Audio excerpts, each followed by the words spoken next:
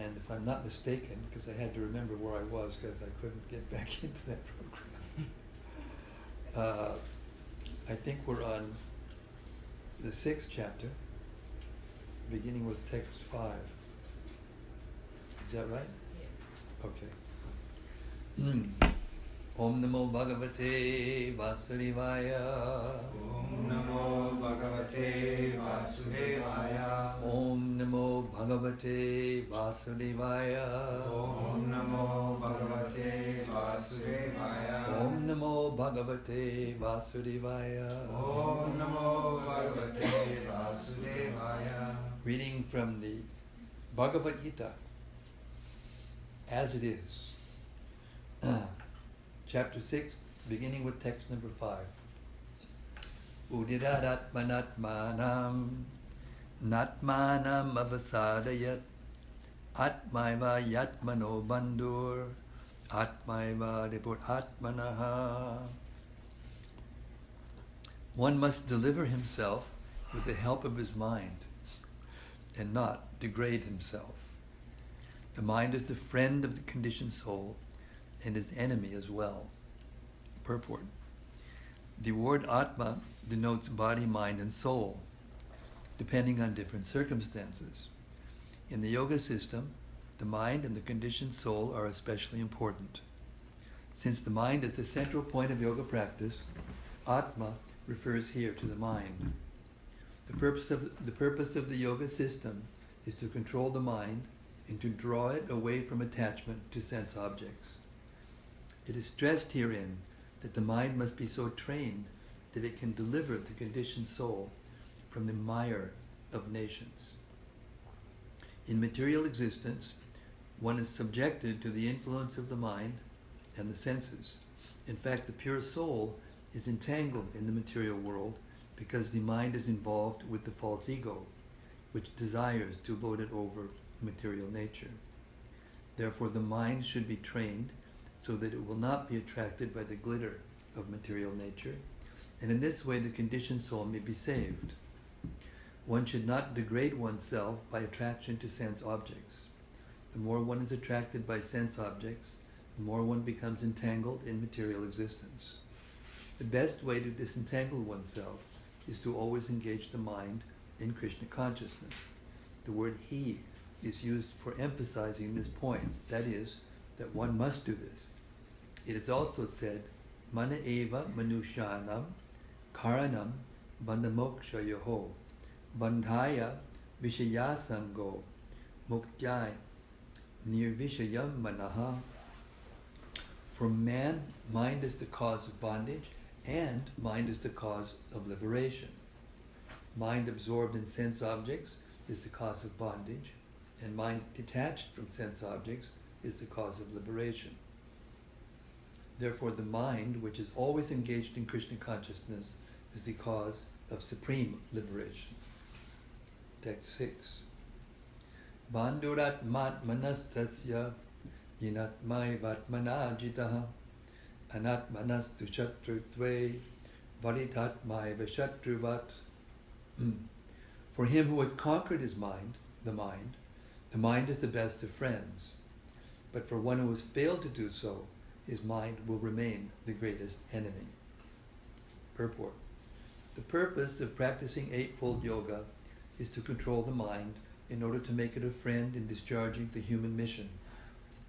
Unless the mind is controlled, the practice of yoga for show is simply a waste of time. One who cannot control his mind lives always with the greatest enemy, and thus his life and mission are spoiled. The constitutional position of a living entity is to carry out the order of the superior. As long as one's mind remains an unconquered enemy, one has to serve the dictations of lust, anger, avarice, illusion, and so on. But when the mind is conquered, one voluntarily agrees to abide by the dictation of the personality of Godhead, who is situated within the heart of everyone as Paramatma. Real yoga practice entails meeting the Paramatma within the heart and then following his dictation. For one who takes to Krishna consciousness directly, perfect surrender to the dictation of the Lord follows automatically. Text 7. Chitatmana prashantasya paramatma samahitaha shitoshna sugadukeshu tatamana pamana yoho. For one who has conquered the mind, the supersoul is already reached, for he has attained tranquility. To such a man, happiness and distress, heat and cold, honor and dishonor are all the same. Purport. Actually, every living entity is intended to abide by the dictation of the Supreme Personality of Godhead, who is seated in everyone's heart as Paramatma. When the mind is misled by the external, illusory energy, one becomes entangled in material activities. Therefore, as soon as one's mind is controlled through one of the yoga systems, one should be considered to have already reached the destination. One has to abide by superior dictation.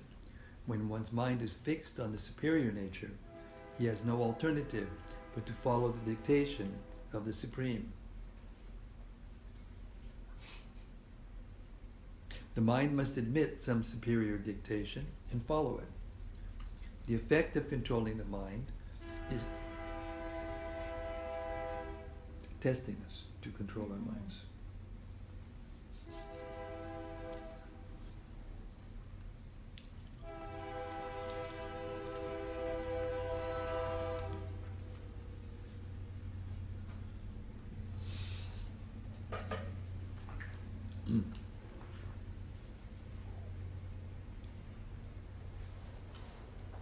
The effect of controlling the mind is that one automatically follows the dictation of the Paramatma, or Supersoul. Because this transcendental position is at once achieved by one who is in Krishna consciousness, the devotee of the Lord is unaffected by the dualities of material existence, namely distress and happiness, cold and heat, and so on. This state is practical samadhi, or absorption in the Supreme.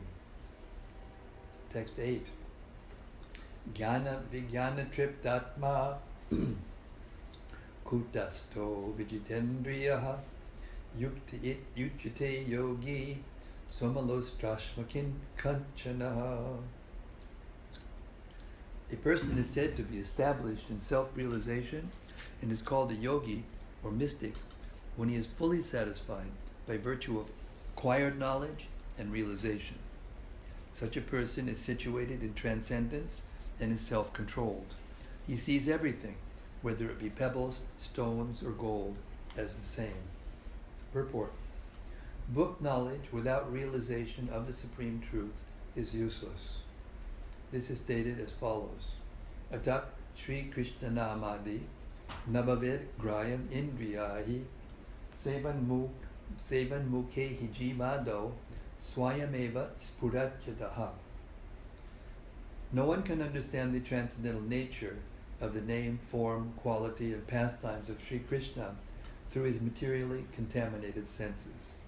Only when one becomes spiritually saturated by transcendental service to the Lord are the transcendental name, form, quality, and pastimes of the Lord revealed to him.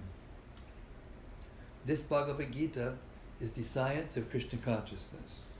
No one can become Krishna conscious simply by mundane scholarship. One must be fortunate enough to associate with a person who is in pure consciousness. A Krishna conscious person has realized knowledge by the grace of Krishna because he is satisfied with pure devotional service. By realized knowledge, one becomes perfect. By transcendental knowledge, one can remain steady in his convictions. But by mere academic knowledge, one can be easily deluded and confused by apparent contradictions. It is the realized soul who is actually self-controlled because he is surrendered to Krishna.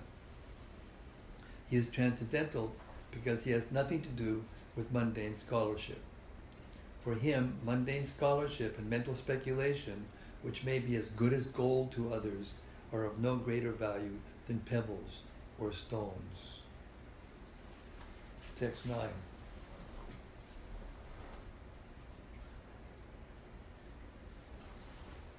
Text 9. Surin Midrar Yudasina Madhyasta Dvesha Bandhushu Sadhu Shrapi Chupapeshu Samabhuvir Vishishyate. A person is considered still further advanced when he regards honest well-wishers, affectionate benefactors, the neutral, mediators, the envious, friends and enemies, the pious and the sinners, all with an equal mind. Wouldn't that be nice? Text 10. Notice there's no purport. Speaks for itself. Clear as day. Text 10. Yogi yunjita satatam atmanam rahasi stitaha ekaki yatachitatma nirashir aparigraha. A transcendentalist should always engage his body, mind, and self in relationship with the Supreme. He should live alone in a secluded place and should always carefully control his mind. He should be free from desires and feelings of possessiveness. Now, just to remind you, Krishna is about to explain the process of Ashtanga Yoga, which is not for us. Purport. And it wasn't for Arjun either. Hare Krishna Sarva, O local saint.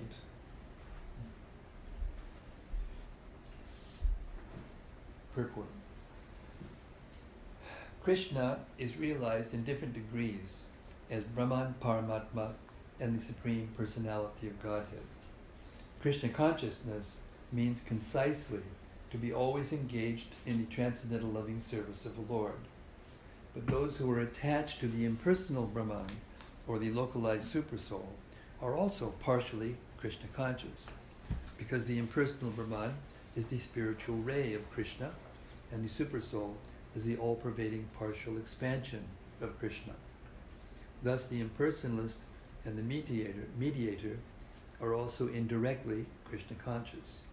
A directly Krishna conscious person is the topmost transcendentalist because such a devotee knows what is meant by Brahman and Paramatma. His knowledge of the Absolute Truth is perfect, whereas the impersonalist and the meditative yogi are imperfectly Krishna conscious. Nevertheless, all of these are instructed herewith to be constantly engaged in their particular pursuits so that they may come to the highest perfection sooner or later. The first business of a transcendentalist is keep the mind always on Krishna. One should always think of Krishna and not forget him even for a moment. Concentration of the mind on the Supreme is called samadhi, or trance. In order to concentrate the mind, one should always remain in seclusion and avoid disturbance by external objects. He should be very careful to accept favorable and reject unfavorable conditions that affect his realization. And in perfect determination, he should not hanker after unnecessary material things that entangle him by feelings of possessiveness. All these perfections and precautions are perfectly executed when one is directly in Krishna consciousness, because direct Krishna consciousness means self-abnegation, wherein there is very little chance for material possessiveness. Srila Rupa Goswami characterizes Krishna consciousness in this way: Anasaktasya vishayan yatarham upayunchataha nirbandha Krishna sambandhe yuktam vairagyam uchyate prapanchikataya buddhya harivansam bhandi vastunaha mumukshubi parityago vairagyam palgokatyate. When one is not attached to anything, but at the same time accepts everything in relationship to Krishna, one is rightly situated above possessiveness. On the other hand, one who rejects everything without knowledge of its relationship to Krishna is not as complete in his renunciation. A Krishna conscious person well knows that everything belongs to Krishna, and thus he is always free from feelings of personal possession. As such, he has no hankering for anything on his own personal account. He knows how to accept things in favor of Krishna consciousness and how to reject things unfavorable to Krishna consciousness. He is always aloof from material things because he is always transcendental, and he is always alone, having nothing to do with persons not in Krishna consciousness. Therefore, a person in Krishna consciousness is the perfect yogi. Text 11 and 12.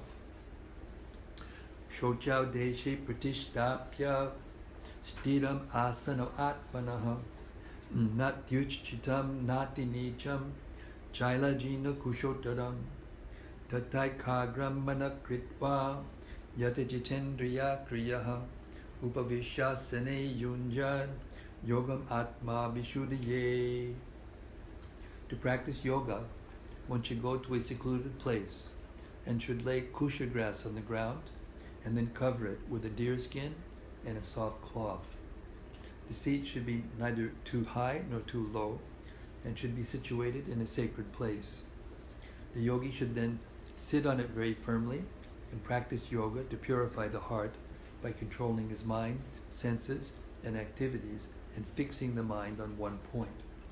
Purport. Sacred place refers to places of pilgrimage. In India, the yogis, the transcendentalists, or the devotees all leave home and reside in sacred places such as Prayag, Mathura, Vrindavan, Rishikesh, and Hardwar, and in solitude practice yoga where the sacred rivers like the Jamuna and the Ganges flow. But often this is not possible, especially for Westerners. The so-called yoga societies in big cities may be successful in earning material benefit, but they are not at all suitable for the actual practice of yoga. One who is not self-controlled and whose mind is not undisturbed cannot practice meditation.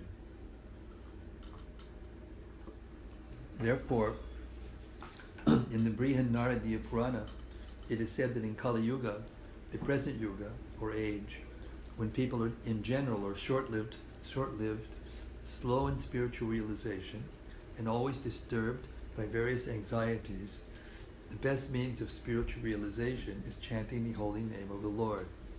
Harer Nama, Harer Nama, Harer Nama Eva Kevalam, Kalo Nastyeva, Nastyeva, Nastyevya Gatiranyata.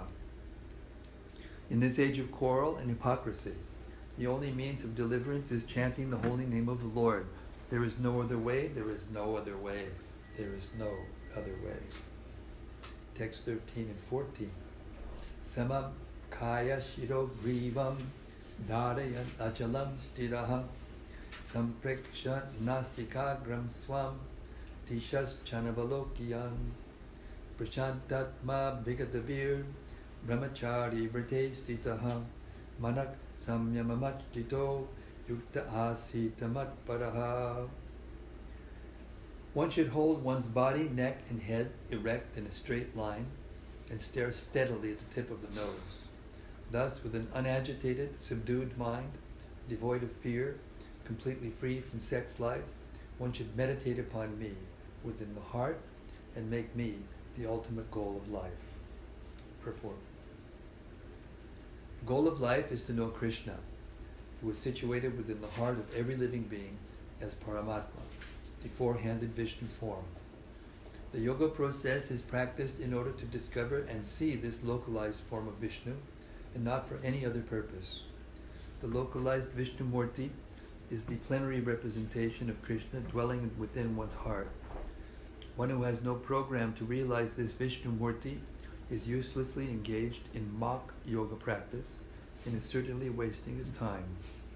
Krishna is the ultimate goal of life, and the Vishnu Murti situated in one's heart is the object of yoga practice. To realize this Vishnu Murti within the heart, one has to observe complete abstinence from sex life. Therefore, one has to leave home and live alone in a secluded place, remaining seated as mentioned above. One cannot enjoy sex life daily at home or elsewhere and attend a so-called yoga class and thus become a yogi. One has to practice controlling the mind and avoiding all kinds of sense gratification, of which sex life is the chief. In the Rules of Celibacy, written by the great sage Yajnavalkya, it is said, Karmana manasa vacha sarva vastasu sarvada sarvatra maituno kyago brahmacharyam prachakshate. The vow of brahmacharya is meant to help one completely abstain from sex indulgence in work, words, and mind, at all times, under all circumstances, and in all places. No one can perform correct yoga practice through sex indulgence. Brahmacharya is taught, therefore, from childhood when one has no knowledge of sex life. Children at the age of 5 are sent to the Gurukula, or place of the spiritual master, and the master trains the young boys in the strict discipline of becoming brahmacharis. Without such practice, no one can make advancement in any yoga, whether it be dhyana, jnana, or bhakti. One who, however, follows the rules and regulations of married life, having a sexual relationship only with his wife, and that also under regulation, is also called a brahmachari. Such a restrained householder, brahmachari, may be accepted in a bhakti school, but the jnana and dhyana schools do not even admit householder brahmacharis. They require complete abstinence without compromise. In the bhakti school, a householder brahmachari is allowed controlled sex life because the cult of bhakti yoga is so powerful that one automatically loses sexual attraction, being engaged in the superior service of the Lord. In the Bhagavad-Gita it is said, Vishaya vinivartante nirahara siddehinaha rasavarjam rasopyasya param drishtva nivartate. Whereas others are forced to restrain themselves from sense gratification, a devotee of the Lord automatically refrains because of a superior taste. Other than the devotee, no one has any information of that superior taste. Bigatabi, one cannot be fearless unless one is fully in Krishna consciousness. The conditioned soul is fearful due to his perverted memory, his forgetfulness of his eternal relationship with Krishna. The Bhagavatam says, Bhayam tutiya biniveshatak syad ishad apetasya viparya yo smritihi. Krishna consciousness is the only basis for fearlessness. Therefore, perfect practice is possible for a person who is Krishna conscious. And since the ultimate goal of yoga practice is to see the Lord within, a Krishna conscious person is already the best of all yogis. The principles of the yoga system mentioned herein are different from those of the popular so-called yoga societies. Text 15. Yunjadevam sadatmanam yogi niyatamanasaham shantim nirvana paramam matsangstam arigachchati. Thus practicing constant control of the body, mind, and activities, the mystic transcendentalist is mind regulated, attained to the kingdom of God or the abode of Krishna by cessation of material existence. Purport. The ultimate goal in practicing yoga is now clearly explained. Yoga practice is not meant for attaining any kind of material facility. It is to enable the cessation of all material existence. One who seeks an improvement in health or aspires after material perfection is no yogi according to Bhagavad-Gita. Nor does cessation of material existence entail one's entering into the void, which is only a myth. There is no void anywhere within the creation of the Lord.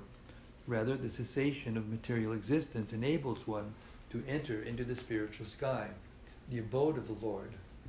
The abode of the Lord is also clearly described in the Bhagavad-Gita as that place where there is no need of sun, moon, or electricity. All the planets in the spiritual kingdom are self-illuminated, like the sun in the material sky. The kingdom of God is everywhere, but the spiritual sky and the planets thereof are called Paramdhama, or superior abodes.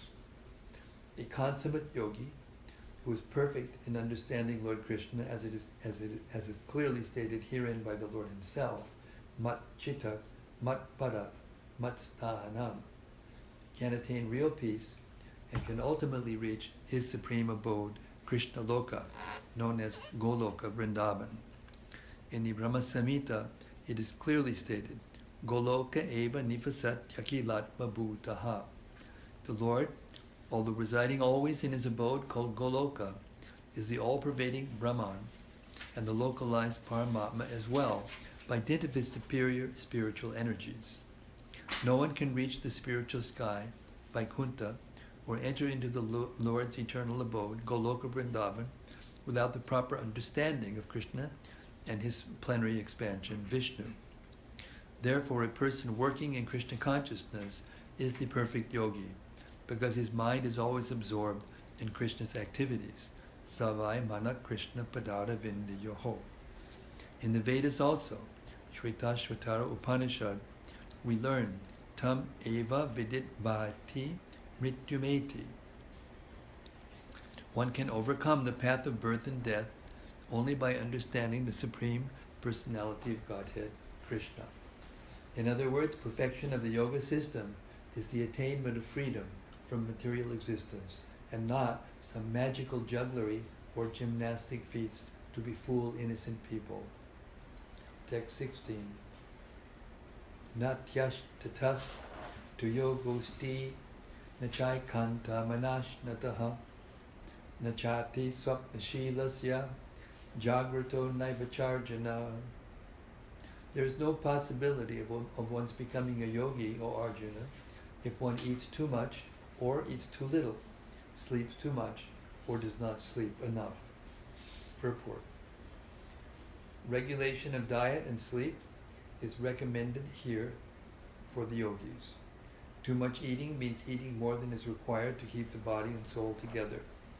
There is no need for men to eat animals, because there is an ample supply of grain, vegetables, fruits, and milk.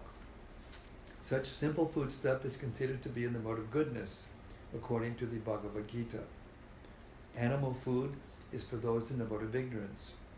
Therefore, those who indulge in animal food, drinking, smoking, and eating food which is not first offered to Krishna will suffer sinful reactions because of eating only polluted things.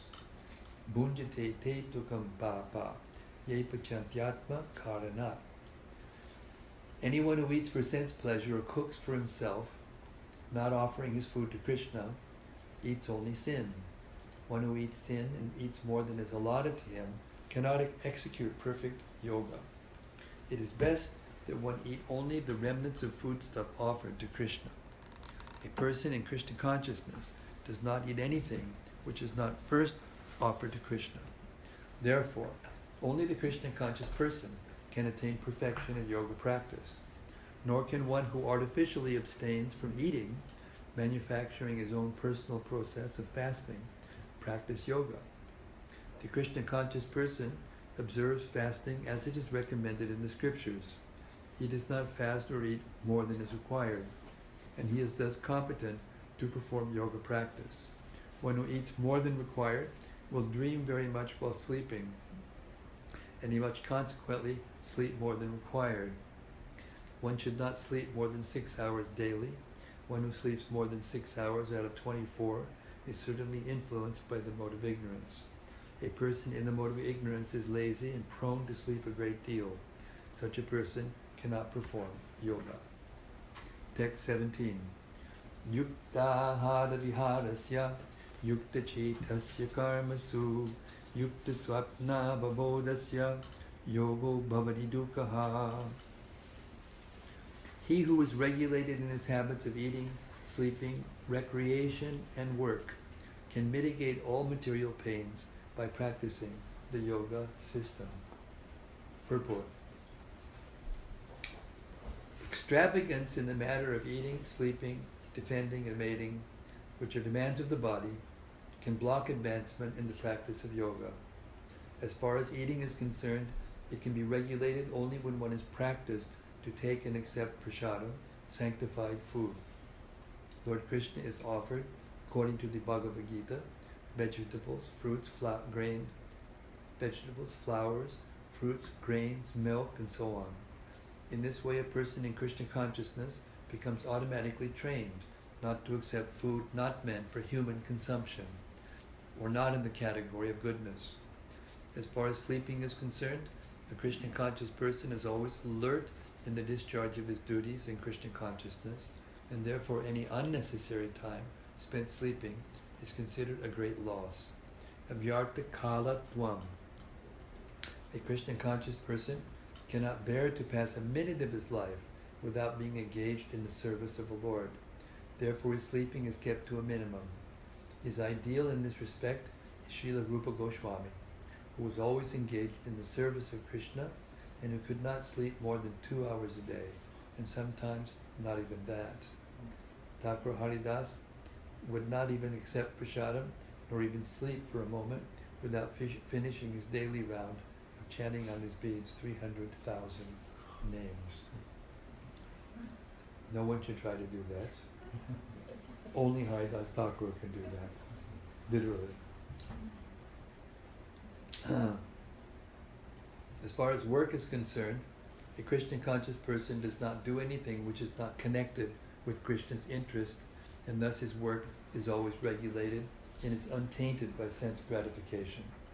Since there is no question of sense gratification, there is no material leisure for a person in Krishna consciousness, because he is regulated in all his work, speech, sleep, wakefulness, and all other bodily activities. There is no material misery for him.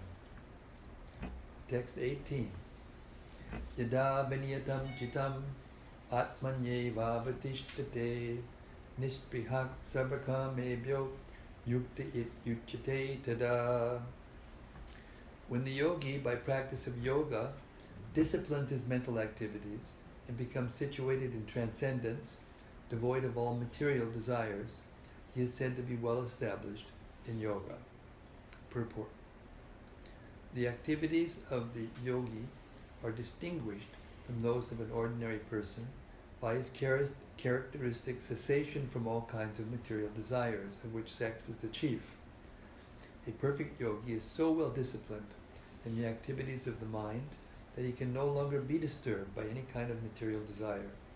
This perfectional stage can automatically be attained by persons in Krishna consciousness, as stated in the Srimad Bhagavatam.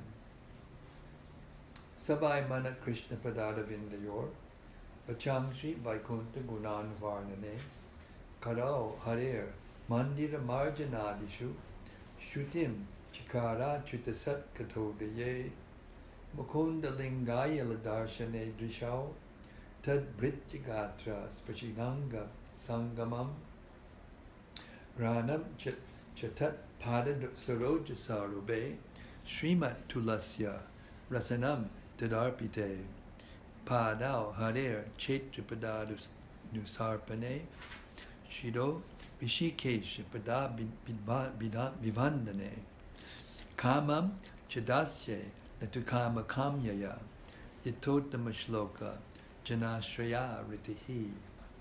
King Ambarish first of all engaged his mind on the lotus feet of Lord Krishna. Then, one after another, he engaged his words in describing the transcendental qualities of the Lord, his hands in mopping the temple of the Lord, his ears in hearing of the activities of the Lord, his eyes in seeing the transcendental forms of the Lord, his body in touching the bodies of the devotees, his sense of smell in smelling the scents of the lotus flowers offered to the Lord, his tongue in tasting the tulsi leaf offered at the lotus feet of the Lord, his legs in going to places of pilgrimage in the temple of the Lord, his head in offering obeisances unto the Lord, and his desires in executing the mission of the Lord. All these transcendental activities are quite befitting a pure devotee. This transcendental stage may be inexpressible subjectively by the followers of the impersonal path, but it becomes easy and practical for a person in Krishna consciousness. As is apparent in the above description of the engagements of Maharaj Ambarish, unless the mind is fixed on the lotus feet of the Lord by constant remembrance, such transcendental engagements are not practical.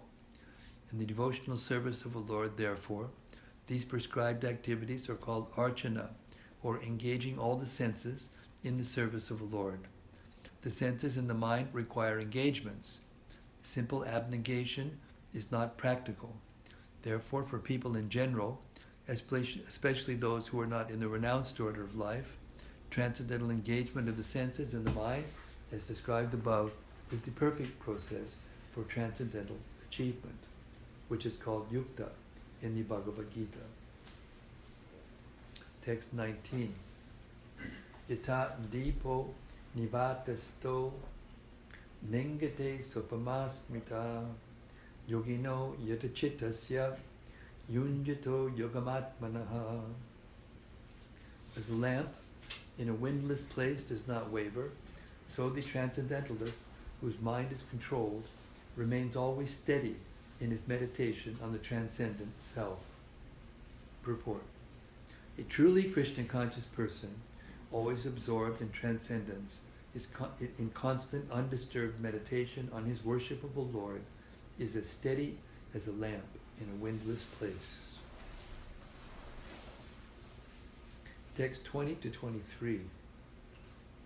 Yatro paramate chitam niruddham yogasevaya yatra chaivat manatmanam pashan atmanitushyati sukham atyantikam yatta buddhigraya matindriyam vediyatra nachaivayam stitash chalati tatpataha yam labdva chaparam labam manyate nadikam tataha yasmin stito nadukena gununapi vichalyate tam vidyad dukasam yoga yogam yogasangitam.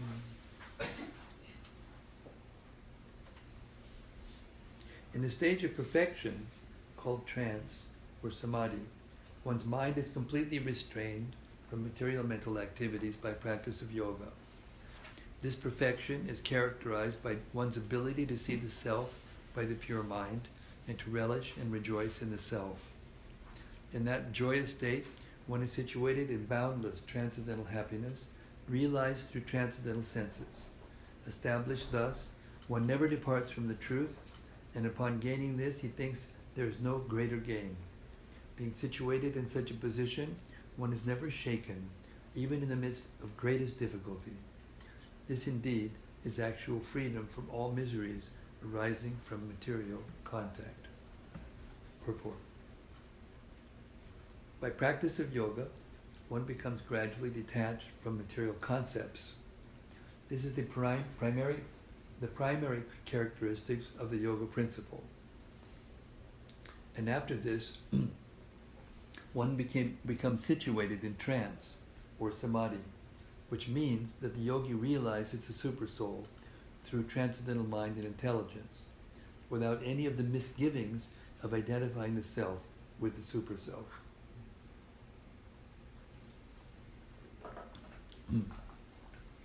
Yoga practice is more or less based on the principles of the Patanjali system. Some unauthorized commentators try to identify the individual soul with the supersoul, and the monists think this to be liberation. But they do not understand the real purpose of the Patanjali system of yoga. There is an acceptance of transcendental pleasure in the Patanjali system, but the monists do not accept this transcendental pleasure out of fear of jeopardizing the theory of oneness. The duality of knowledge and knower is not accepted by the non-dualist, but in this verse, transcendental pleasure realized through transcendental senses is accepted. And this is corroborated by Patanjali Muni, the famous exponent of the yoga system. The great sage declares in his Yoga Sutras, Purushartha Shunyaya Nam Gunanam Pariprasavaha Kaivalyam Sarupa Pratishta Va Chitti Shaktiriti. This Chitti Shakti, or internal potency, is transcendental. Purushartha means material religiosity, economic development, sense gratification, and at the end, the attempt to become one with the Supreme. This oneness with the Supreme is called Kaivalyam by the monist. But according to Patanjali, this Kaivalyam is an internal or transcendental potency by which the living entity becomes aware of its constitutional position. In the words of Lord Chaitanya, this state of affairs is called Chaito Darpana Marjana. or clearance of the impure mirror of the mind. This clearance is actually liberation, or bhavamaha davagni nirvapanam. The theory of nirvana, also preliminary, corresponds with this principle. In the Bhagavatam, this is called surupena vyavastitihi. The Bhagavad-Gita also confirms this situation in this verse. After nirvana, or material cessation, there is the manifestation of spiritual activities, or devotional service to the Lord, known as Krishna consciousness. In the words of the Bhagavatam, surupena vibhastitihi.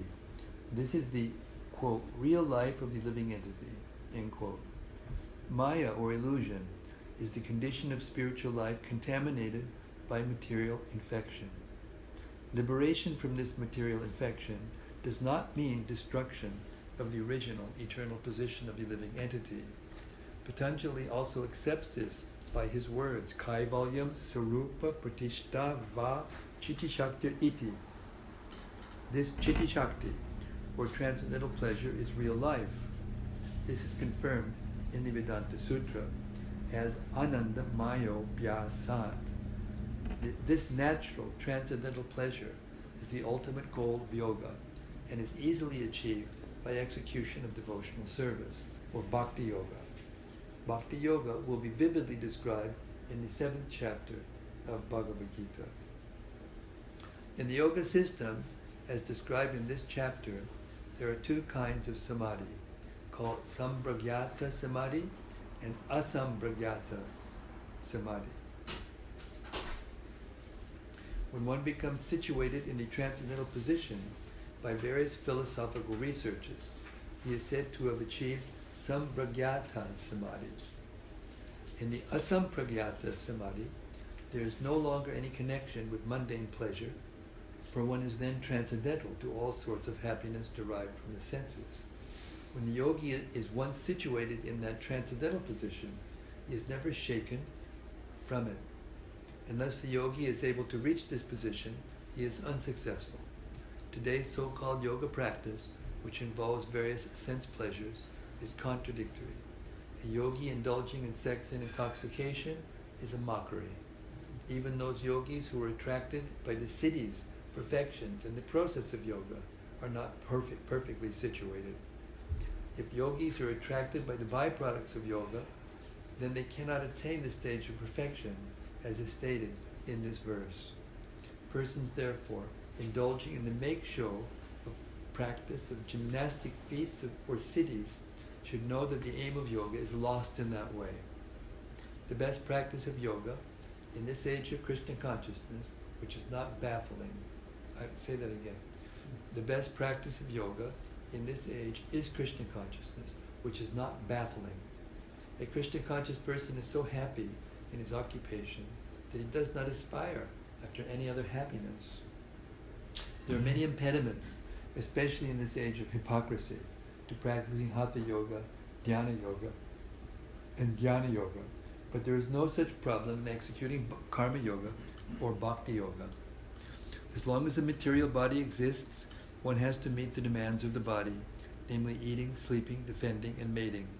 But a person who is in pure Bhakti Yoga or in Krishna consciousness does not arouse the senses while meeting the demands of the body. Rather, he accepts the bare necessities of life, making the best use of a bad bargain, and enjoys transcendental happiness in Krishna consciousness.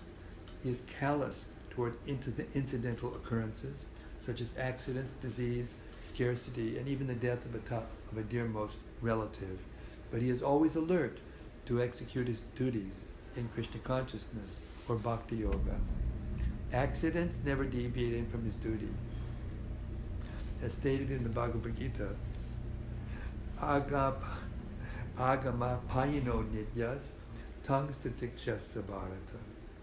He endures all such incidental occurrences because he knows that they come and go and do not affect his duties. In this way he achieves the highest perfection in yoga practice. Text 24. Sanishchayena yuktavyo yogo nirvinachetasa Sankalpa prabhavan kamangs chaktva sarvana sheshitaha manasai vendriya grama viniyamya samantataha.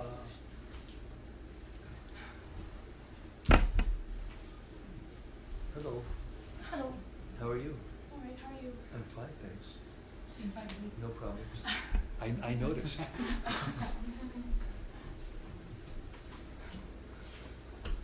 How nice to see you. We're having a reading of the Bhagavad-Gita as it is. Okay. Okay? And then afterwards we'll have some reflection, or if you have any questions or whatever. Okay? Okay. What's your name? Sarah. Sarah? Nice name. Thank Okay. We're reading the Bhagavad-Gita, chapter 6, verse 24. This is all about the yoga system, Ashtanga yoga system. Sanishchayena yoktavyo yogo nirvina chetasa sankalpa prabhavan kamans chaktva sarvana sheshataha manasai vendriya gramam viniyamya samantataha. We read the Sanskrit because the Sanskrit is very pure sound and it purifies our mind even if we don't understand it. One should engage oneself in the practice of yoga with determination and faith and not be deviated from the path. One should abandon, without exception, all material desires born of mental speculation and thus control all the senses on all sides by the mind. Purport. The yoga practitioner should be determined and should patiently prosecute the practice without deviation. One should be sure of success at the end and pursue this course with great perseverance, not becoming discouraged if there is any delay in the attainment of success.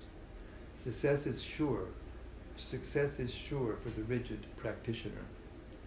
Regarding Bhakti Yoga, Rupa Goswami says, Utsahan nishchayan darya tat tat karma pravartana sangha tyagat satovrite shadbir bhakti prasidyati.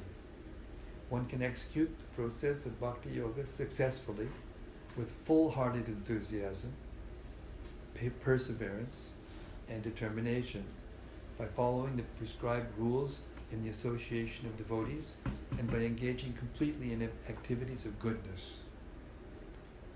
As for determination, one should follow the example of the sparrow who lost her eggs in the waves of the ocean. A sparrow laid her eggs in the shore of the ocean, but the big ocean carried away the eggs on its waves. The sparrow became very upset and asked the ocean to return her eggs. The ocean did not even consider her appeal, so the sparrow decided to dry up the ocean. She began to pick out the water with her small beak, and everyone laughed at her for her impossible determination. The news of her activity spread, and at last Garuda, the gigantic bird carrier of Lord Vishnu, heard it. He became so compassionate toward his small sister bird so he came to see the sparrow. Garuda was very pleased with the determination of the small sparrow, and he promised to help. Thus Garuda at once asked the ocean to return her eggs, lest he himself take up the work of the sparrow. The ocean was frightened at this and returned the eggs. Thus the sparrow became happy by the grace of Garuda. Similarly, the practice of yoga, especially Bhakti Yoga in Krishna consciousness, may appear to be a very difficult job, but if anyone follows the principles with great determination, the Lord will surely help, for God helps those who help themselves. Text 25. Shanai Shanaya Uparamed Budya Driti Grihitaya Atmasanstam Manakritva Nakinchit Apichintayet. Gradually, step by step, one should become situated in trance by means of intelligence, sustained by full conviction, and thus the mind should be fixed on the self alone and should think of nothing else. Purport. By proper conviction and intelligence, one should gradually cease sense activities. This is called pratyahara. The mind, being controlled by conviction, meditation, and cessation from the senses, should be situated in trance or samadhi. At that time, there is no longer any danger of becoming engaged in the material conception of life. In other words, although one is involved with matter as long as the material body exists, one should not think about sense gratification. One should think of no pleasure aside from the pleasure of the Supreme Self. This state is easily attained by directly practicing Krishna consciousness. Text 26. Yato nischalati manas chanchalamasthitam tatastato nayam yaitad atmanyeva vasham nayat. From wherever the mind wanders, due to its flickering and unsteady nature, one must certainly withdraw it and bring it back under the control of the self. Purport. The nature of the mind is flickering and unsteady, but a self-realized yogi has to control the mind. The mind should not control him. One who controls the mind, and therefore the senses as well, is called Goswami or Swami, and one who is controlled by the mind is called Dasa, or the servant of the senses. A Goswami knows the standard of sense happiness. In transcendental sense happiness, the senses are engaged in the service of Rishikesha, or the supreme owner of the senses, Krishna. Serving Krishna with purified senses is called Krishna consciousness. That is the way of bringing the senses under full control. What is more, that is the highest perfection of yoga practice. Text 27. Prashanta manasam yenam yoginam sukhamutamam upaiti shanta rajasam brahmabhutam akalmasham. The yogi, whose mind is fixed on me, verily attains the highest perfection of transcendental happiness. He is beyond the mode of passion. He realizes his qualitative identity with the Supreme, and thus he is freed from all reactions to past deeds. Purport. Brahmabhuta is the state of being free from material contamination and situated in the transcendental service of the Lord. Madbhaktim labhate param. One cannot remain in the quality of Brahman, the Absolute, until one's mind is fixed on the lotus feet of the Lord. Savai Manak Krishna Padadavindayo. To be engaged in the transcendental loving service of the Lord, or to remain in Krishna consciousness, is to be factually liberated from the mode of passion and all material contamination. Text 28. Yunjanevam sadatmanam yogi vigatakalmashaha sukena brahmasam sparsham atyantam sukhamashnute. Thus the self-controlled yogi, constantly engaged in yoga practice, becomes free from all material contamination and achieves the highest stage of perfect happiness in transcendental loving service to the Lord. Purport. Self-realization means knowing one's constitutional position in relationship to the Supreme, and his position is to render transcendental service to the Lord. This transcendental contract with the Supreme is called Brahma Samsparsha. Text 29.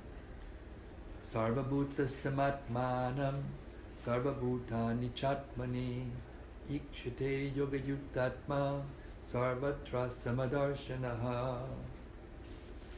The true yogi observes me in all beings and also sees every being in me. Indeed, the self-realized person sees me, the same Supreme Lord, everywhere. Purport.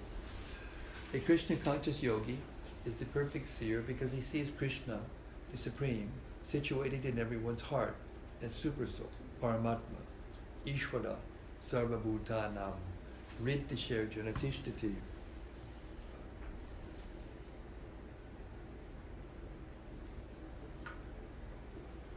The Lord, in his Paramatma feature, is situated within both the heart of the dog and that of a Brahmana.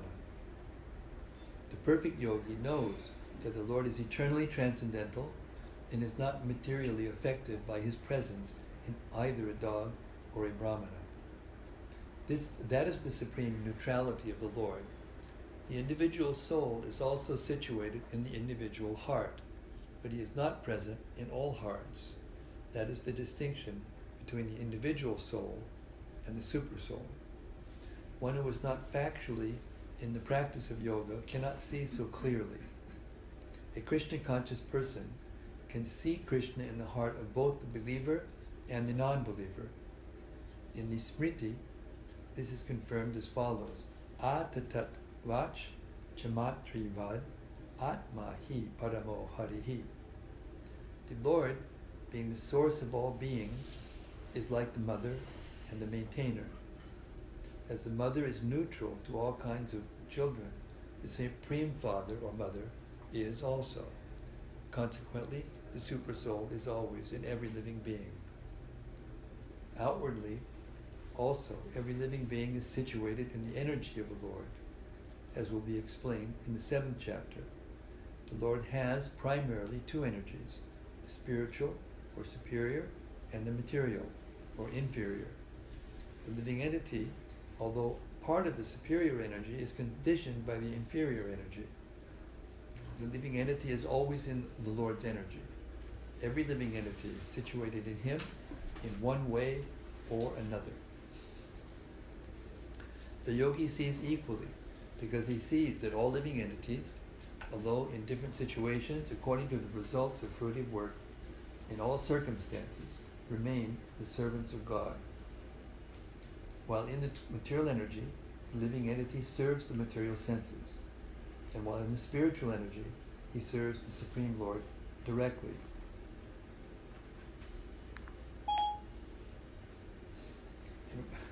And while in either case, the living entity is the servant of God. Siri just wanted to know more about what we were talking about. This vision of equality is perfect in a person in Krishna consciousness. Text 30. Yomam pashyati sarvatra sarvam cha mayi pashyati tasyaham na pranashyami sachamena pranashyati. For one who sees me everywhere and sees everything in me, I am never lost, nor is he ever lost to me. Purport. A person in Krishna consciousness certainly sees Lord Krishna everywhere, and he sees everything in Krishna. Such a person may appear to see all separate manifestations of the material nature, but in each and every instance he is conscious of Krishna, knowing that everything is a manifestation of Krishna's energy. Nothing can exist without Krishna, and Krishna is the Lord of everything. This is the basic principle of Krishna consciousness. Krishna consciousness is the development of love of Krishna, a position transcendental even to material liberation. At this stage of Krishna consciousness, beyond self-realization, the devotee becomes one with Krishna in the sense that Krishna becomes everything for the devotee, and the devotee becomes full in loving Krishna. An intimate relationship between the Lord and the devotee then exists. In that stage, the living entity can never be annihilated, nor is the personality of Godhead ever out of the sight of the devotee. To merge in Krishna is spiritual annihilation. A devotee takes no such risk. It is stated in the Brahma Samhita, Premanjana Churita Bhakti Vilochanena Santak Sadaiva Hridayeshu Vilokayanti Yam Sham Sundaramachinta Guna Sarupam Govindamari Purusham Tamaham Bhajami. I worship the primeval Lord Govinda, who is always seen by the devotee whose eyes are anointed with the pulp of love. He is seen in his eternal form of Shyamasundar, situated within the heart of the devotee. At this stage, Lord Krishna never disappears from the sight of the devotee, nor does the devotee ever lose sight of the Lord. In the case of a yogi who sees the Lord as Paramatma within the heart, the same applies. Such a yogi turns into a pure devotee and cannot bear to live for a moment without seeing the Lord within himself.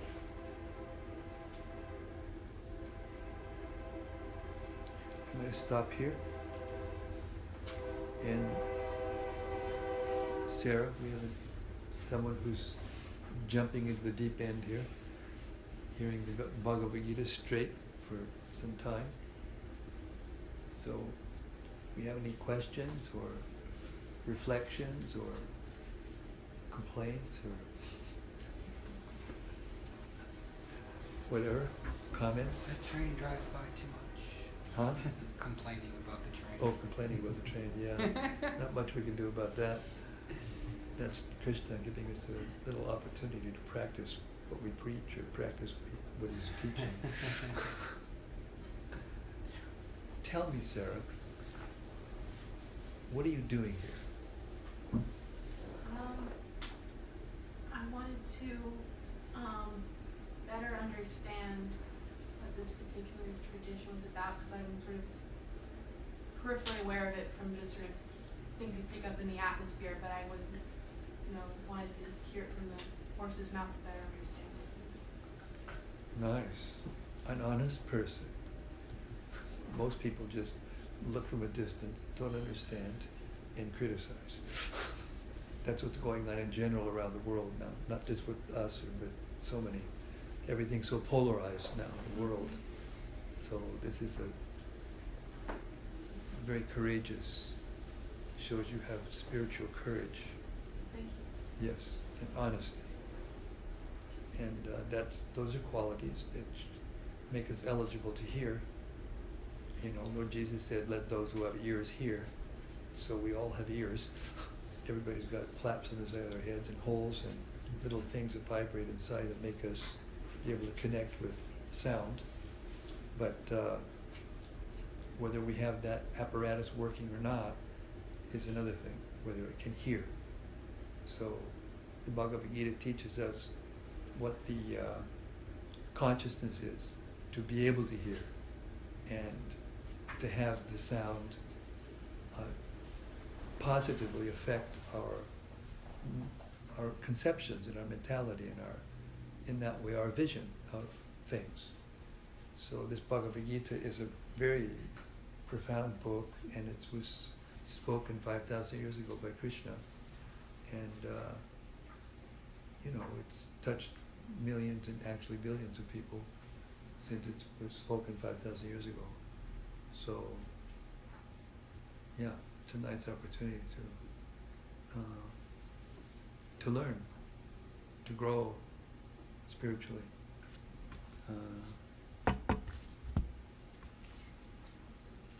Human life is different than animal life because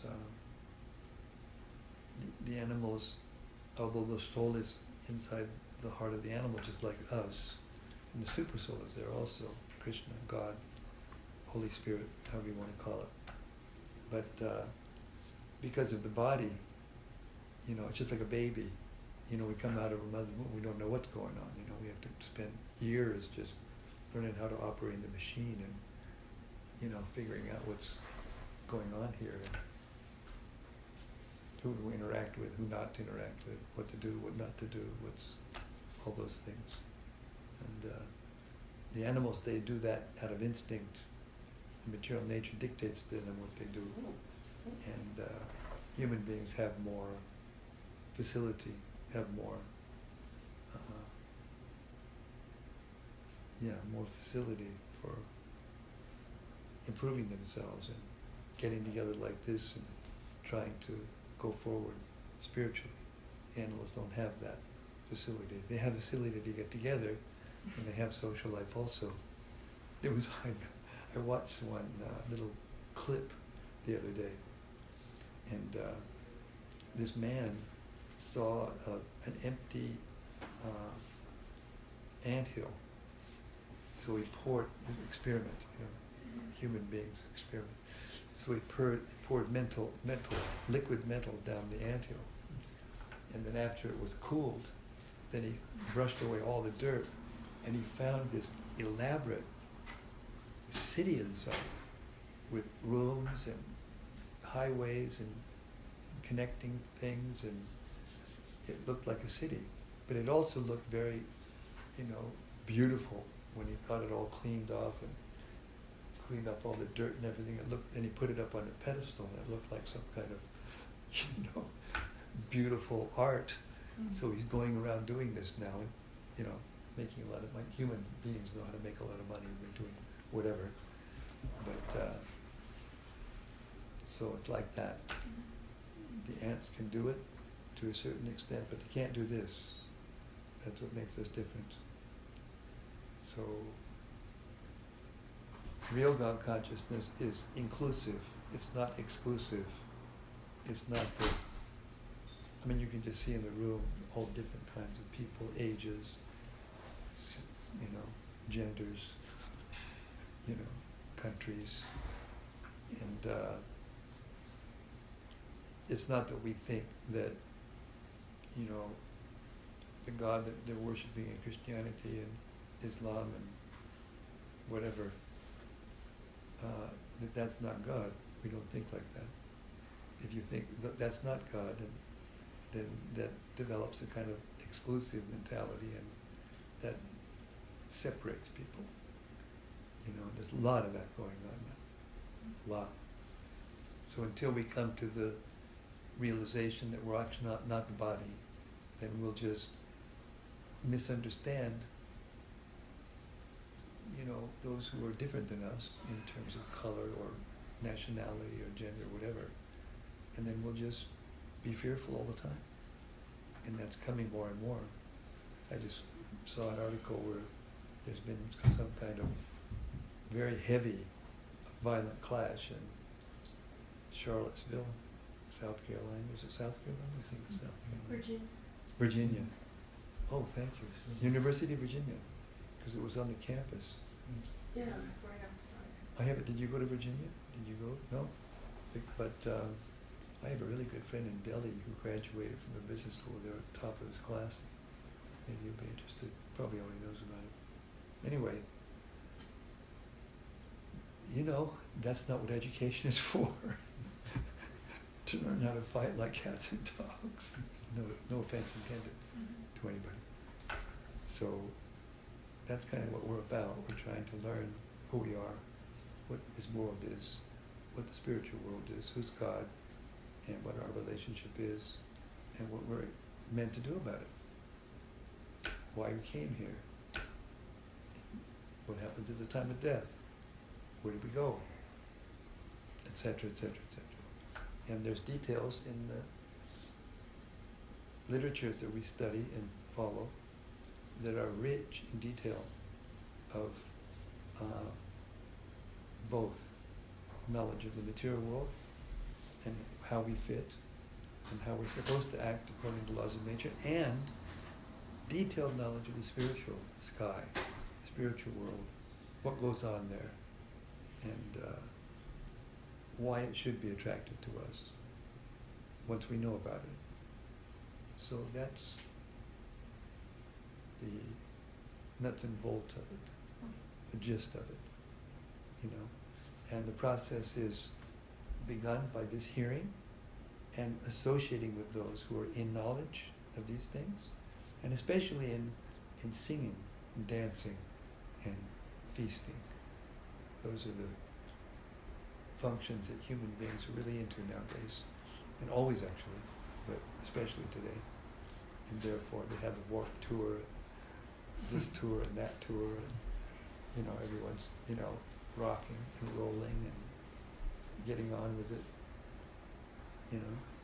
So this process is given to us by God in the form of Lord Chaitanya. He was here just 500 years ago, and he inaugurated this chanting and dancing and honoring food that's been offered with devotion and love properly to Krishna, to God. And in this way we purify our minds and our bodies and our senses and become naturally attractive. because it's who we are. We're not the body. Body's changing. We're not changing. Inside, we're the same person. And even our minds have different, desires and activities and so many things. But ultimately, we're watching it all, actually. When we dream at night, we can be flying through the sky or something, and feeling the sensations and the, emotions and the wonder of flying through the sky. But when our body is on the bed, and then when we come back into the bed, then, I'm in the bed, I'm not flying in the sky anymore. So, but we enjoy things here in a different way. Then we go back at night and we dream, maybe we're doing something else wonderful, or not so wonderful, maybe horrible, feeling those emotions. So the question is, the Vedas ask, so which is real actually? Because you're there in both conditions, and you're feeling the emotions, and tears will come, and sweating will come, and even other sensations will come as we have our experiences in the dream body at night. We typically accept, the dream is not real, and what's going on here is real, because the dream doesn't last very long, and this is where we are most of the time. But the reality is that the whole thing is a dream.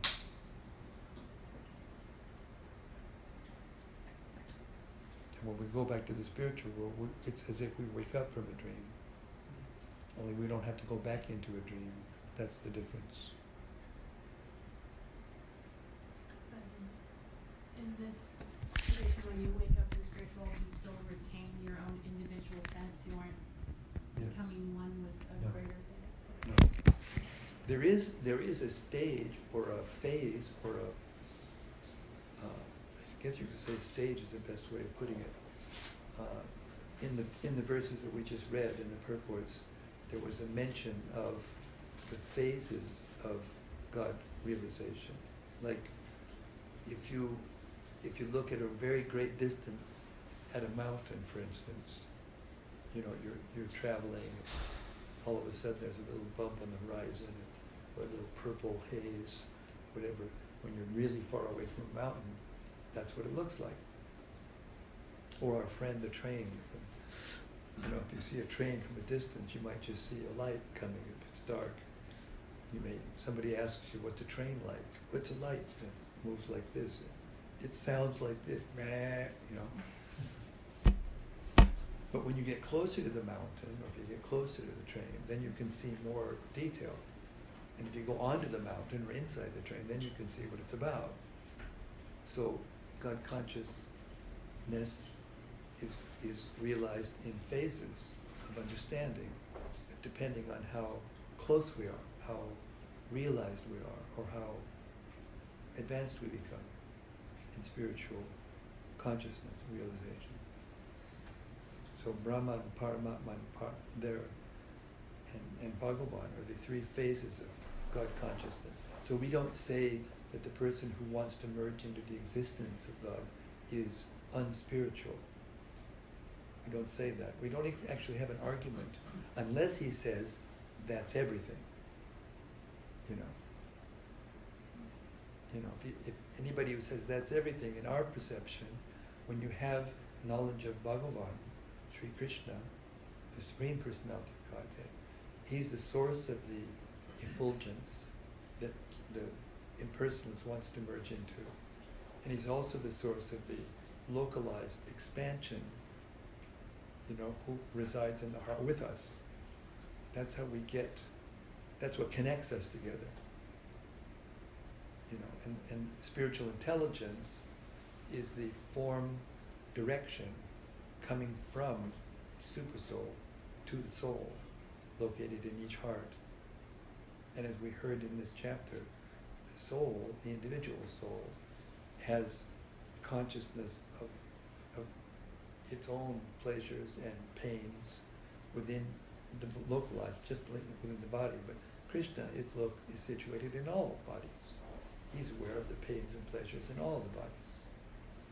And so therefore, when we desire things strongly enough, he makes arrangements so we come in contact with different events and places and persons who can satisfy those desires. And that's what the material world is.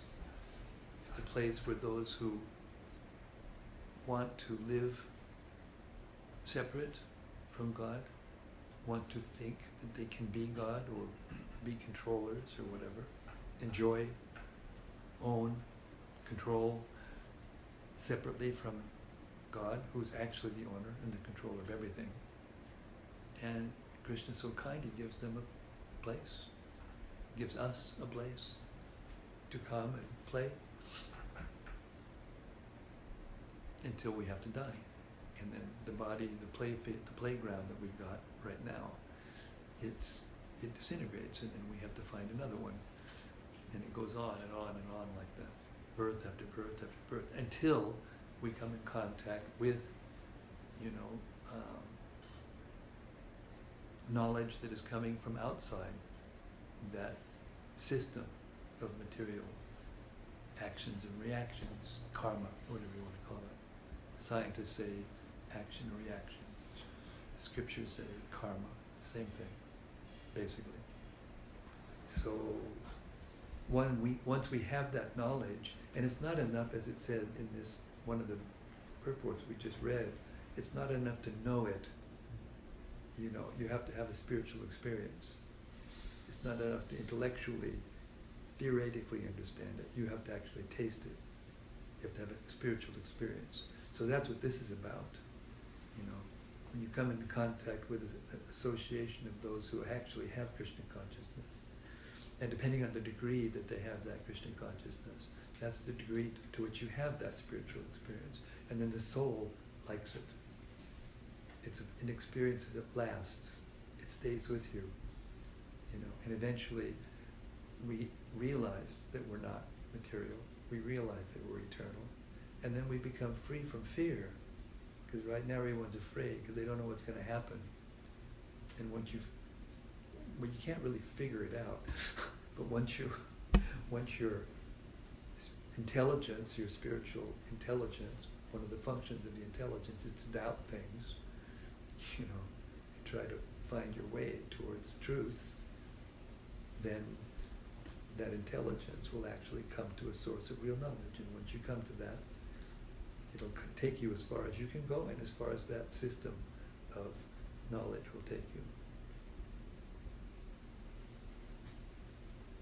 Something like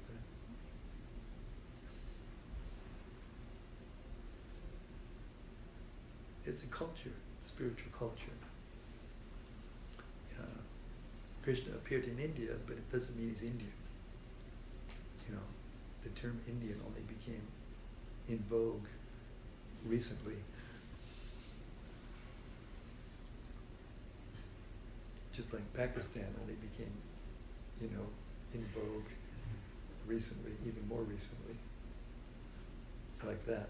There was a time 5,000 years ago when the whole planet was one thing.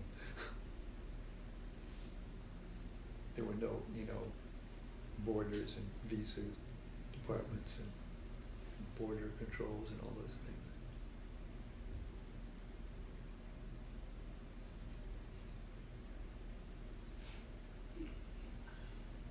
I have something I'm curious about. I don't want to derail the class. Derail. Do your thing. I'm very curious about the sort of feminine aspect, or how women's have a same or a different experience from men in these kind of things, and in the place in the universe and the experience of God. I think That's a fantastic question. It's the best question I've had in a long time. Nicely put, by the way. Well, God has a male and a female aspect. I believe that this is the only bona fide religion or spiritual process which acknowledges that. I mean, in Christianity, there's the Mother Mary, but it's not the same, because Radha and Krishna are one soul in two bodies. And because they're one soul and two bodies, we in the material world, who are in a male or a female body, we tend to look for our soulmate. That's what we're all doing here, actually. But that relationship between Radha and Krishna is called Adi. Adi means the first. Rasa means relationship. So the Adi Rasa is Radha and Krishna. Have you been into the temple room? You must have, otherwise you wouldn't have been brought by Kalindi over here. So you see Radha and Krishna. So they're the source of everyone and everything. And not only that, but all relationships and all possibilities of tastes. Rasa means taste, mellow relationship. So in the spiritual, everyone is equal, meaning that there's no difference between their body and their soul. Here, we're not equal because there's a difference between our body and our soul.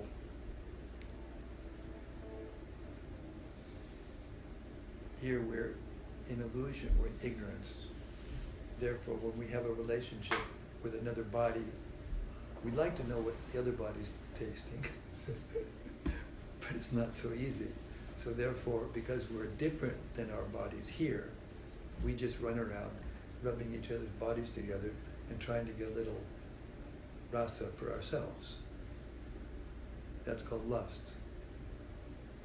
So the difference between love and lust is simple, actually, although it's complicated in another sense, but the essence of it is simple. And that is that lust is for my sense gratification, and love is for God's sense gratification. So Radharani, the female aspect of Krishna, is his pleasure potency. And both of them together enjoy, they're the enjoyers. And everyone else is their servants. That's the reality. And here, we're in a reflection of that situation. In the spiritual world, there are males and females, and animals, and trees, and birds, and buildings, and all the things that you see here. Otherwise, they wouldn't be here. This is the defect of the oneness philosophy. You know, how did forms come out of formlessness? There's no explanation for that. Therefore, they have to concoct a philosophy that says, this is false, this is unreal, what we see here. And the reality is formless nothingness. Well, anybody that's got a little bit of brain substance left and is logical and has common sense, they won't think that that's a very nice proposition. Just to be, you know, if I ask you to stay in a room that was all white and there were, you know, and there was light, but there was no one else and there was nothing else and there was just existence, you wouldn't be able to stay there very long. Therefore, the Vedas say that those persons who actually opt for that level of God consciousness, they eventually have to come back into the material world and learn how to act, because the soul is active always. The difference between a dead body and a live body is it's not active. And the reason it's not active is the soul is not in the body anymore. The soul leaves the body. Have you ever been in and watched a person die, leave the body? No. Yeah, well, when you see it directly, and that's actually the time when everybody gets a little more serious about this subject, you know, especially if it's a loved one, you know.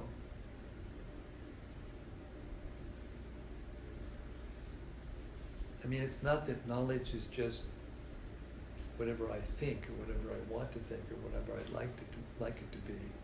What we see is reality.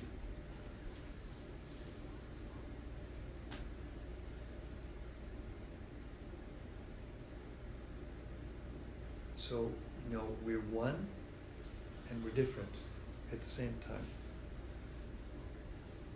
Like the fire has heat and light. You can talk about them separately, but you never see light without fire. You never see heat without fire. You never see fire without heat or light. If it doesn't have heat or light, it's not fire. So the soul is the source of consciousness. The soul is an atomized form with senses and everything, intelligence, mind, senses, but very, very tiny, and able to activate through consciousness, and it emanates consciousness, just like, a material atomic particle emanates radiation. So the spiritual atomic particle, which is an atomized form, spiritual form, radiates consciousness. That's who we are. And when we leave the body, then our minds, our subtle bodies, the one we dream in, carries us to the next body in the material world. And if we become God conscious, then we go from here to the spiritual atmosphere, and the mind and the body fall away, and then that soul becomes in its original form. And there's no difference then between the consciousness and the body. So then we become satisfied in the body we're in. We don't become dissatisfied because we're male and not female, or dissatisfied because we're female or not male, or dissatisfied because we're not a dog or a cat, or an eagle that can fly in the sky, or whatever. We're not envious. Here, everyone's envious of everyone else. It's the nature of material existence. But spiritual existence means we lose that envy. We see the soul, and we see the super soul in the heart, as we were talking about, as Krishna was talking about in this chapter. And then we become happy, we become satisfied. We're no longer trying to compete with someone else to be someone other than who we are. We become satisfied with who we are because we realize that we're not the body. So all of this, woman power, black power, this power, that power, this supremacist, that supremacist, it's all just based on the body. This is the solution. If you realize you're not the body, then all this racism and nationalism and thisism and thatism, they all become meaningless. We're all together here, all these different races, and we came from all different religions, and we're happy together, really happy. I mean, we all have to meet the challenges of being in the material world, but that's the purpose of philosophy, and it's the purpose of knowledge. The difference between real knowledge and ignorance. You put a dog and a cat in a room, close the door, and say, now you get along now. Doesn't make any difference how flowery you say it and what you give in there to play with. They'll fight. Because one's thinking he's a dog and the other thinks he's a cat. They don't have capacity to think of their soul and their spiritual beings. That there's a supreme spiritual being. There cannot be any more than one God. It's not possible. There can be only one source of existence. Well, I have a source, you have a source, everyone has a source, their sources have sources, their sources have sources, and that's the way it is. That's life. That's the law of nature. You can't change it. And the logical conclusion is there has to be a source. There's nothing in what we experience that says that when you get to that source, it's nothing. Or it's just a light, or it doesn't have any of these features. But if you accept the reality that the source must have the same features as the products of the source, then you can start to make sense out of what's going on. And you can start to make sense out of what the goal of life would be.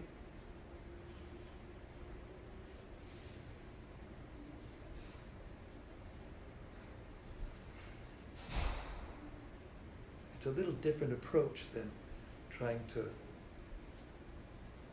step out of our body and try to be something else that we're not. There's a nice verse, Shreyan Siddharmo Bhiguna Paradharman Samushtita. It means that it's safer to do our own duty than to try to do another person's duty.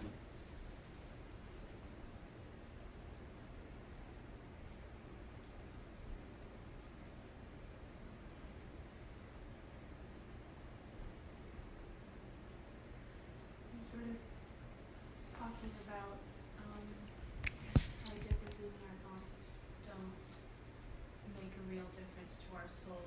That the only way to realize that is to completely embrace your body and the place you are in life at this moment. Yes, that's part of it. That's part of it. In other words, Krishna says in the 17th chapter of the Gita that what austerity is, everyone has to do austerity. If you want to have a kid, you got to do austerity. Is it not? No? How many people have kids? Is it not? It doesn't make any difference who you are. It doesn't make any difference what social stature you have or how rich or poor or whatever. If you have kids, you have to go through austerity. You want to be whatever you want to be, you got to go through an austerity. There's nothing in the world that you don't have to go through austerities, that you don't have to take trouble. No goal in life. So we're shooting for the moon, we're not physically, metaphorically, we're shooting for the highest goal, which is to find out who we are finally and stop going through this cycle of birth and death and become satisfied, dissatisfied. So in the 17th chapter, Krishna describes the austerity of the mind. Actually, he describes austerity of the body, the words, and mind. The principle. And the first principle of austerity of the mind is satisfaction. Because the nature of this material world is to make the mind dissatisfied. That's why we're always fighting with one another. And in this age, which is the most conflicted age, it doesn't take much to cause us to disagree and to fight with one another. So satisfaction, therefore, is an austerity. Just to be satisfied with what comes, without, endeavor that causes us extreme grief and pain and whatever, against our nature. We do what's consistent with our nature, and then we become more satisfied. Our senses, our mind become more satisfied. It doesn't make any difference if we're not rich, if we're not highly educated. Some people are not meant to be highly educated. Some people are meant to be highly educated. Now the principle is everybody's got to school, everybody's got to get the highest degree, everybody's got to shoot for all these things. And therefore you have a lot of conflicted people in the world.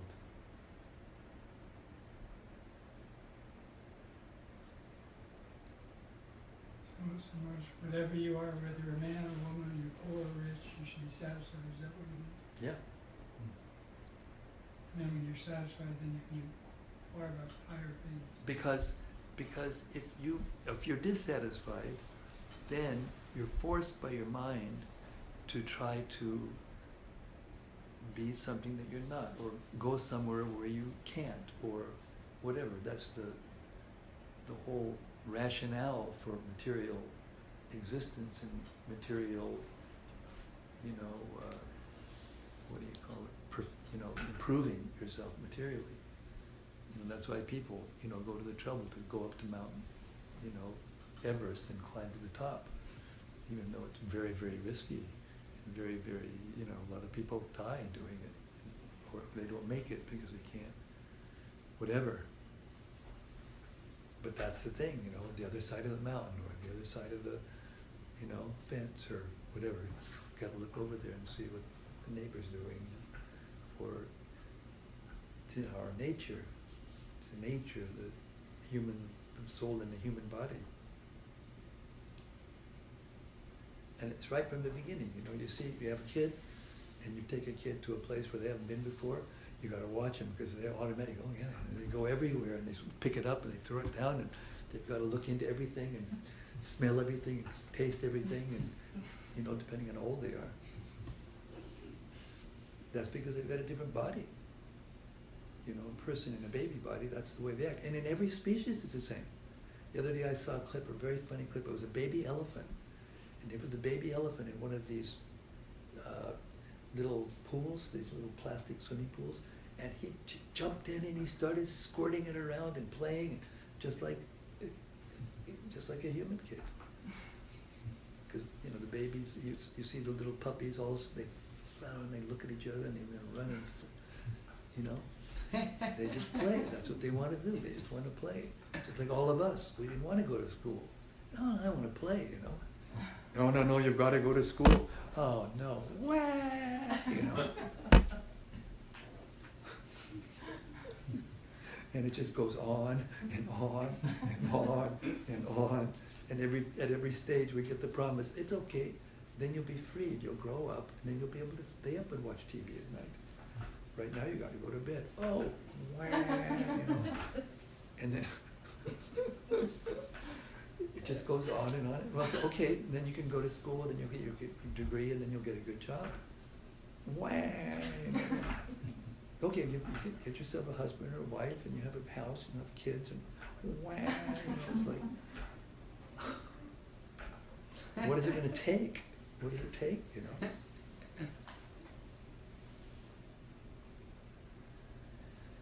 So according to the Gita, tattvavit. Tattva means truth, and vit means knower. Tattvavit tu mahabaho. One who has actually heard knowledge from outside of that system that we're just talking about. Where everyone's dissatisfied, and everyone's always trying to do something better, and is dissatisfied. When you get knowledge of that place from those persons who are there, then you can begin to know what to do, and how to think, and how to see things, and how to be satisfied, and why one should be satisfied, why one should not try to, you know, be in a position that it's unlikely for them to get anyway, or impossible. What happens when you try to do something impossible? Your life becomes more and more complicated. You cause more and more complexities. Now the human progress, they've got so much facility to communicate with people all around the world whenever they want to whomever they want to. And they're able to meet people from all over the world and whatever. I read this far out, you know, article the other day. There's a $230 billion industry. You know what it is? It's called gigolos through the internet. They find out women who are lonely, and then they contact them, and then they know what to say, and then all of a sudden they need some money, and the woman's in love, so she sends it. $230 billion. Industry. Because basically, we're all lonely. And even if we get in a really good situation, it never lasts. Because the forms, the activities, everything in the material world is always changing. And we're not changing. And we're hankering for that. We're hankering to have a relationship that doesn't always change. Or is always threatened to come to an end. That's the spiritual world. That's what the spiritual world is. Where we have families, we have everything. We have love, we have play, we have everything. All except for something. Birth, death, disease, and old age. Those things if you want those things, then you don't want to go to the spiritual world. If you don't want those things, hey, check it out. Find out about it. Find out what you got to do to go there. Just like you check out to do so many things, where to go and what to do, so many things.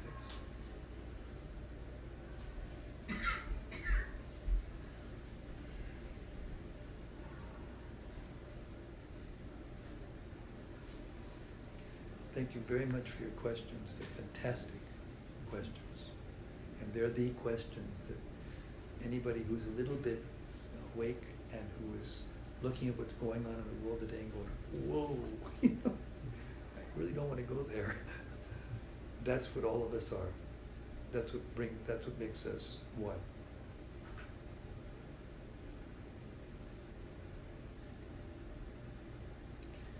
But now I gotta go. Hare Krishna. Hare Krishna. Thank you very much, and you too. And I hope we see you again and again and again. Hare Krishna. Thank you, everybody. Hare Krishna. Hare Krishna.